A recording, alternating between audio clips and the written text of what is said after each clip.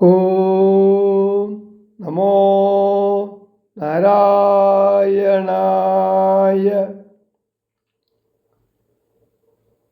മാരുതി മറുപടി പറയുന്നു.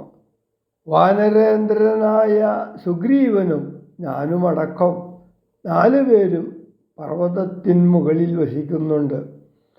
സുഗ്രീവ ജ്യേഷ്ഠനായ ബാലി തമ്പിയെ യാട്ടിക്കളഞ്ഞ് സുഗ്രീവന്റെ ഭാര്യയായ രുമയെ അപഹരിച്ചത് പറയുന്നു.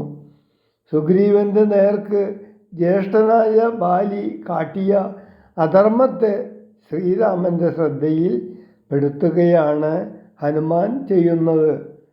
അഞ്ജനാതനയനായ ഹനുമാനാണ് താനെന്നും രക്ഷിക്കണമെന്നും സുഗ്രീവനോട് സഖ്യം വേണമെന്ന് ശ്രീരാമനുണ്ടെങ്കിൽ ഇരുവർക്കും ചേർന്ന് ശത്രുക്കളെ നിഗ്രഹിക്കാമെന്നും പറയുന്നു.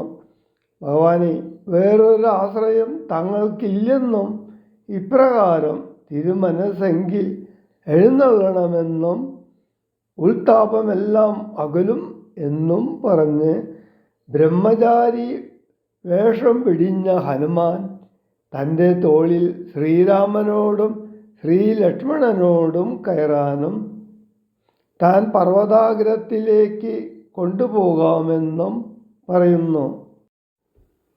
സുഗ്രീവനാകിയ വാനരേന്ദ്രൻ പർവ്വതാഗ്രേ വസിക്കുന്നിതത്ര രഘുപതേ. മന്ത്രികളായി ഞങ്ങൾ 4 പേരുണ്ടല്ലോ, സന്തതം കൂടെ പിരിയാതെ വാഴുന്നു.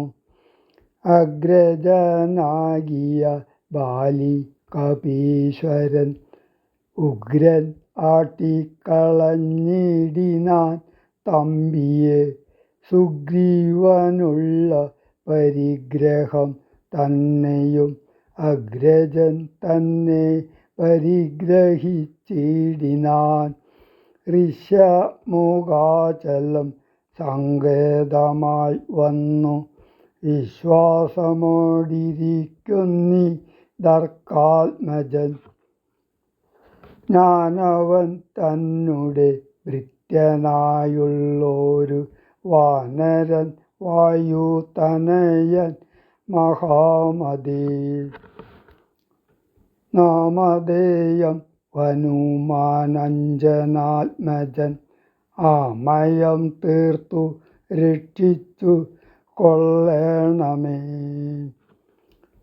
സുഗ്രീവനോടു സഖ്യം ഭവാനുണ്ടെങ്കിൽ നിഗ്രഹിക്കാം ഇരുവർക്കുമരികളെ.